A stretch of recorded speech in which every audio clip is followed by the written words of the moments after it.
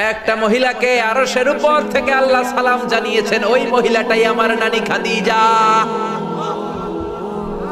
বিশ্বনবী খাদিজার এত ভালোবাসতেন, বিশ্বনবী বলতেন, আল্লাহ কিয়ামতের দিন যখন কেউ কাউরে চিনবে না, ওই কঠিন দিনে আমি যেন আমার প্রাণের খাদিজারে ভুলে না যাই। খাদিজা ইন্তেকালের পরে বিশ্বনবী নিজ হাতে দাফন কাফন করলেন, কবরের সামনে দাঁড়িয়ে দোয়া করলেন। দোয়ার পরে সব সাহাবীরা ঘরে ফিরে যায়। আবু বকর বললেন, নবী চলেন ঘরে ফিরে যাই, দাফন শেষ, কাফন শেষ, দোয়াও শেষ।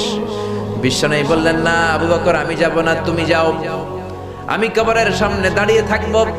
যেই মহিলাটাকে এই কবরের মধ্যে আমি শোয়ালাম রে আবু বকর, এই মহিলাটা সাধারণ কোনো মহিলা নয়, আমার বিপদের দিনের সঙ্গিনী খাদিজা। মক্কায় এই মহিলাটাই আমার হাতে প্রথমে কালিমা পড়ে ইসলাম ধর্ম গ্রহণ করেছে।